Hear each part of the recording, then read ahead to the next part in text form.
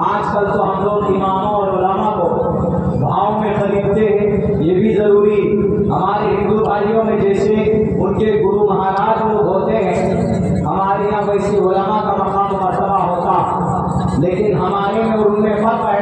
हमारे हिंदू भाई में जो ब्राह्मण होगा वही वेदों को पढ़ सकता है, वही शास्त्रों को पढ़ सकता, लेकिन इस्लाम में ऐसा नहीं है। इस्लाम में अगर कोई जोराहा का बच्चा है, दर्जी का बच्चा है, अगर अंसारी का बेटा है, कोई सैयद का बेटा है, शेख का बेटा है, पठान का बेटा है, अल्लाह के नज़र में सब पर, इस्लाम के नज़र में सब कुरान पढ़ सकता है, इस्लाम के नज़र में सब इमाम बन सकता है, इस्लाम के नज़र में बल्कि जब नमाज पढ़ाने जाएगा एक तरफ गरीब का बच्चा इमाम है और पीछे मुख्तदी कोई प्रधान एमपी है तो उसको उसके पीछे नमाज अदा करनी होगी। हमारे शायद हिंदू भाइयों में ये चीज नहीं है कि नहीं, अगर ब्राह्मण होगा तो वही शास्त्रों को पढ़ेगा। हमारे इस्लाम में ये भेदभाव नहीं है। हमारे इस्लाम के अंदर अल्लाह के नबी अलैहिस्सलातु वस्सलाम ने इस भेदभाव को खत्म कर दिया था। अल्लाह के नबी बड़े ऊंचे खानदान के थे, सबसे बड़े ऊंचे खानदान के, बल्कि शास्त्रों में भी कहा गया शंबल कराम के सवाला हमने कहा तमाम भवने विष्णु यशशाकल के प्रादुर भविष्यति कि ब्राह्मण खानदान के होंगे, ऊंचे खानदान के होंगे। कौन? मोहम्मद अलैहिस्सलातु वस्सलाम ऊंचे खानदान के थे तो उनके दोस्त भी ऊंचे खानदान के होने चाहिए, लेकिन नहीं। आप अलैहिस्सलाम का मानने वाला एक चेला, एक शागिर्द, एक सहाबी मुल्क हबशा से आए, गुलाम थे, यानी गुलामी में आए। उस जमाने में बादशाह अगर कैदी को गुलाम बना लिया करते थे। आज वो सिस्टम, आज वो निजाम तो नहीं, लेकिन उस जमाने के अंदर ऐसा होता था। तो वो एक हबशा से आए, काले कलोटे भी थे, बदसूरत भी थे, लेकिन वो गुलाम भी थे। जब वो आजाद हुए तो आजाद होने के बाद मोहम्मद अलैहिस्सलाम की एक एक बातों पर अमल करते थे। वो काले कलोटे थे, बदसूरत थे, लेकिन एक अल्लाह को दिल से मानता था। अल्लाह के नबी की जुबान से कोई बात निकलती थी तो फौरन उस पर अमल करता था। यानी रब के मंशा के मुताबिक, रब के हुक्म के मुताबिक, नबी की सुन्नत के मुताबिक जिंदगी गुजारने वाला यह गुलाम था। अदना, बदसूरत, छोटे घराने का, कोई उनका हसब और नसब का पता नहीं, कोई किस खानदान से पता नहीं, किस इलाके से है वो प्रॉपर इलाका भी मालूम नहीं, सिर्फ मुल्क हबशा के रहने वाले। लेकिन मेरे भाइयों, आप अलैहिस्सलाम ने उनको गले से लगाया, आप अलैहिस्सलाम ने उनको खरीद किया। कोई भेदभाव नहीं, कोई भेदभाव नहीं, बल्कि अमल की वजह से बिलाल हबशी चलते थे। दुनिया में जो चलने की आवाज सुनाई देती थी जन्नतुल फिरदौस में। आप में नहीं है ऐसा। हमारे सनातन धर्मियों में इस चीज की कमी है। दूर करना चाहिए इस बीमारी को। जब सबका परमात्मा एक है तो सबको एक प्लेटफॉर्म पर खड़ा होना चाहिए। और फिर उनकी जिम्मेदारी बनती जो बात शास्त्रों में वो लोगों को बताएं, और ये काम अल्हम्दुलिल्लाह हमारे उलमा करते। आज अगर कोई कुरान के खिलाफ, शरीयत के खिलाफ और कोई बोलेगा तो हमारे उलमा किराम फौरन आते हैं माइक लेकर और कहते हैं मियां जी तुम शरीयत के खिलाफ काम कर रहे हो। अल्लाह के नबी तो नहीं है इस दुनिया में, लेकिन अल्लाह के नबी का काम, उनकी जो जिम्मेदारी थी वो अल्लाह ने इमामों, उलमा, हुफ़ाज़, कुर्रा के सपुर्द किया। और हम मुसलमान यूँ समझते हैं कि मौलाना साहब है, टोपी और दाढ़ी वाला है, इमाम साहब बच गए तो कभी कभी क्या कहते हैं इमाम साहब उधर झाड़ू नहीं लगाए, आप इमाम साहब को लोटा वहां पर उठा फेंका हुआ है, आपने उठा के नहीं रखा, इमाम साहब ये काम नहीं हुआ। याद रखिए इमाम ऐसा वैसा नहीं है। आपकी नमाज में कोई कमी हो जाए, इमाम सही सलामत है तो आपकी नमाज लेकर अर्श पर कौन जाता है? 24 घंटे में 5 मरतबा इमाम जाता। आपकी नमाज इमाम के जिम्मे, आप पीछे चुपचाप खड़े रहते, कुछ जगहों पर बस पढ़ते हैं, वरना आप तो चुपचाप ही रहते। पूरी मेहनत तो इमाम बेचारा करता। अगर इमाम की नमाज में कोई कमी हो जाए, बताइए सबकी नमाज का जिम्मेदार कौन होगा? इमाम होगा। हम यूँ समझते हैं कि बस इमाम साहब है कोई हमीयत नहीं, कोई गैरत नहीं, कोई सम्मान नहीं। अरे हमारे हिंदू भाई से सबक सीखो। अगर उनका कोई महाराज होता, अगर उनका कोई संत होता, मैं अगर कहीं कहीं पर मेरा नाम लिया जाता है कि मौलाना अब्दुल्लाह चतुर्वेदी हमारे इलाके में थाने में हम कभी से नहीं मिले, सच्चों से तो नहीं आए, लेकिन कभी कभी कोई बात बोलते हैं फोन पे कि अब्दुल्ला चतुर्वेदी बात कर रहा हूँ। इस लफ्ज़ चतुर्वेदी का इतना सम्मान करता है कि जो उनके हक में होता है वो बेचारा करता। आप वैदों के ज्ञानी हैं, आप चतुर्वेदी जी हैं, आगे यहाँ पर बैठिए, आगे यहाँ पर बैठिए, उनमें वो सम्मान है। अगर बस चले तो मेरे सर से पैर तक दूध से धोकर वो अपने उस दूध को इस्तेमाल में लाए और लाते भी। बताइए, जिनके यहाँ स्वर्ग डिपेंड करता है एक ईश्वर की पूजा करने पर, आपके यहाँ तो ये सारी चीजें, इमाम की कोई अहमियत तो हैसियत नहीं है। इमाम को चाहते उनकी सही टाइम के अंदर तनख्वाह तक नहीं देते हैं जनाब, उनको कोई हदिया तोहफा नहीं देता। इमाम को रखे दो, मौजिन को कहे मौजिन साहब सफाई करो, ए मौजिन साहब ये मसला इधर से उधर उठा कर करो, उनकी यकीन जिम्मेदारी है। लेकिन याद कीजिए उस वक्त को, कल कयामत में तुम्हारी गर्दनें झुकी हुई होगी, लेकिन कयामत में सबसे ऊंची और तगड़ी गर्दन किसी की होगी तो मौजिन हजरात की होगी। इन यौमुल क़ियामा कानात वल नास अला क़रीला यौमुल क़ियामा मौजिनन, सबके सारे मौजिनों की गर्दन अगर कयामत के मैदान में सबसे ऊंची होगी तो वो सिर्फ मुअज्जिन की गर्दन होगी जो अल्लाह का अज़ान पढ़ते हैं। आज हम जलील करते हैं, रुस्वा करते हैं। ये हाफिज जी है, ये मौलाना साहब है, चंदा करते हैं, रसीद लेकर फिरते। अगर उलमा चंदा न करें तो शरीयत हमारे पीठ से निकल जाए। उलमा चंदा न करेंगे तो आपके बाप का जनाजा पढ़ने वाला कोई नहीं होगा। उलमा अगर मदरसा न चलाए तो आपकी बेटी का निकाह पढ़ाने वाला कोई नहीं होगा। उलमा अगर चंदा नहीं करेंगे तो आपके अब्बा अम्मी कोई सवाब पहुंचाने के लिए कोई नहीं मिलेगा। इसीलिए इन मदरसा और मकातिब को सर आंखों पर रख लिए। आप महीने में मांस खा लेते हैं, मटन और चिकन खा लेते हैं 1500-2000 रुपए का, लेकिन मैं आपको कसम खाकर कहूं अगर 200 रुपए इमाम और मौजिन और उलमा मदरसे के लिए निकाल ले अपने इलाके के, मोहल्ले के, तो हमारे उलमा को, हमारे इमाम को, हमारे मौजिन को कभी भी उनको उनके घर के अंदर किसी मसले के अंदर वो उलझेंगे नहीं। इसलिए 10,000 रुपए तनख्वाह करके फिक्स होती, क्या कहता 10,000 मौजिन को, ये इमाम साहब को, इमाम साहब के भी बच्चे हैं, इमाम साहब की भी कुछ ख्वाहिश है, इमाम साहब को भी गाड़ी होनी चाहिए, उनको भी घर के अंदर में कम से कम कूलर होना चाहिए।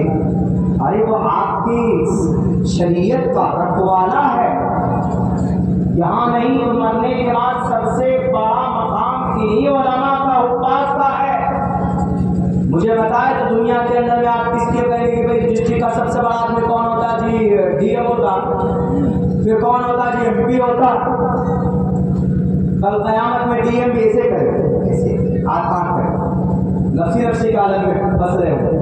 बल्कि तो अल्लाह कहेगा कि पहले वो वाला फाइल लाओ, वो वाला जो पहले जो तुम वो थे जनरल में थे ना, पहले वो वाला लाओ। पहले तुम एसडीएम बने होंगे, फिर डीएम बने होंगे, तो एसडीएम वाला फाइल लाओ, हिसाब उनका सीधी बस जाओ को जानना। लेकिन नफसी के आलम में वो भी होंगे, सब होंगे, CM, minister, PM, prime minister, सारे लोग होंगे। लेकिन कल कयामत में अगर फख्र से किसी का सर ऊंचा होगा तो हाफिज़ कुरान का होगा। हाफिज़ कुरान से अल्लाह कहेगा you have Quran Karim in your सीना, तुम्हारे पास तो कुरान है ना? कहेगा यस आई एम हाफिज़ कुरान।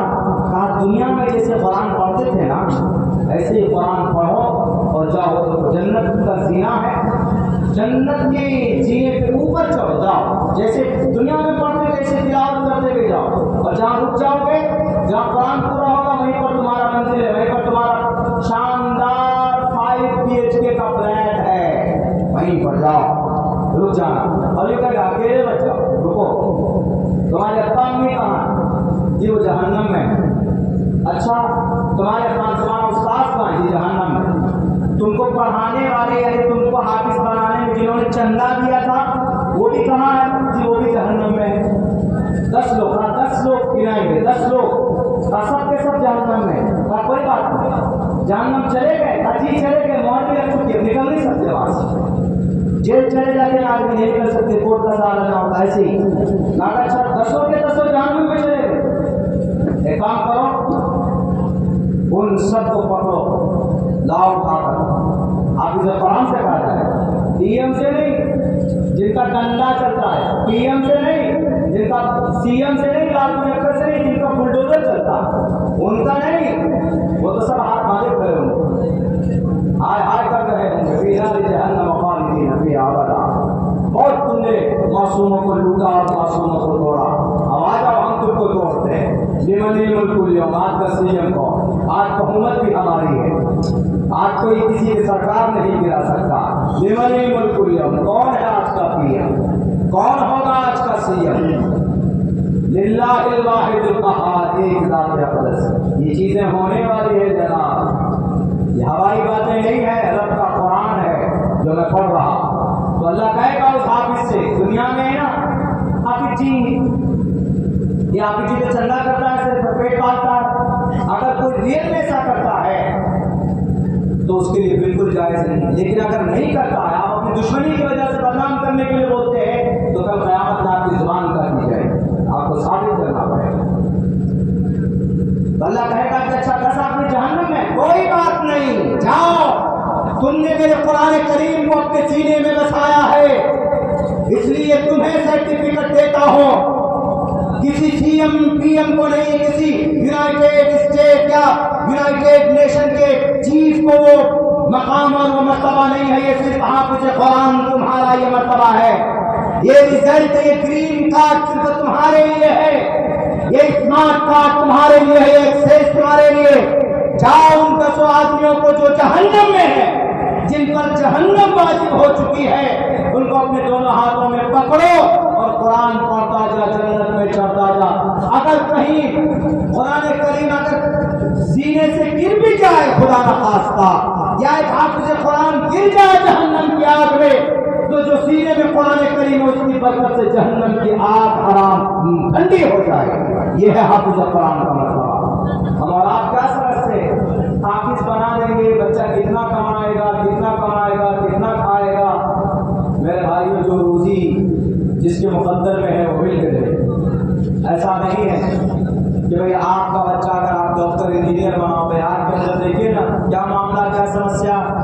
पहले कहा कि भाई वस्तानिया फौकानिया की उस पर नौकरी लगी, फिर कहा कि नहीं आप ट्रेनिंग करो, उसके बाद कहा कि नहीं डीएलएड करो, उसके बाद कहा कि नहीं बीएड करो, उसके बाद फिर ये कहा कि अब आप ये करें कि अब सीटेट निकालो, उसके बाद कहा कि नहीं बीपीएससी भी निकालो। कल कहेगा कि अब ऐसा है कि कुछ और निकालो, उल्टे लटक जाओ। जो उल्टा लटका हुआ रहेगा 5 घंटे तक उसी की बहाली होगी। कोई अंतरी नहीं, परेशान कर दिया सब कुछ। हमारे स्कूल के अंदर में कम से कम 3-4 टीचर तो ऐसे हैं जो बेचारे का वो स्पेशल टीटी पास किए थे 11 में फिर 13 में, अभी तक उनकी नौकरी नहीं लगी। उन्होंने सोचा कि चलो भाई सीटेट निकालेंगे, लग जाएगी, वो भी कर लिया, नहीं लगी। बीपीएससी 2-2 मरतबा निकाल लिया, नहीं लगी। बेचारा नंबर छट जाता था टॉप में, एक नंबर से रह जाता था। बोला हजरत मेरे मुकद्दर में नौकरी है ही नहीं। हमने कहा कि 3 पाव जिंदगी आपकी जा चुकी है, हाथ में तस्वीर लीजिए, मेरे स्कूल में बैठिए, बच्चों को आप अच्छी तरह से ट्रेनिंग करते हैं, तरबियत देते हैं, अल्लाह ने आपकी रोजी रोटी शायद नहीं रखी, तब हमको कभी कभी एहसास होता है। और एक आदमी ऐसा था जो कुछ जानता ही नहीं था, किया नंबर लेडीज बहुत खुश है, हल्का फुल्का घर में पड़ा होगा, सीटेट निकाल कर बीपीएससी में बैठी, वाह भाई 50 से कम नंबर आया, नौकरी लगे। लो ये है मुकद्दर के सिकंदर। वो बेचारा 80 नंबर ला करके पसीना छोड़ा, आ ही नहीं रहा। इसलिए रोजी रोटी ये सब मुकद्दर में है। आप लाख हाथ पैर मारिए, आपको उतना ही मिलेगा। और हमारे बिहार सरकार को पता 2 महीने 3 महीने में सैलरी देते, 40,000 50,000 3 महीने में सैलरी देते। इधर इतना बोझ रहता है, उधार इतना हो जाता है मास्टर हजरात का कि बेचारा जब 3 महीने की सैलरी निकलती है, जाता है बैंक, वहां से बैंक में लाता है निकाल के अपनी 3 महीने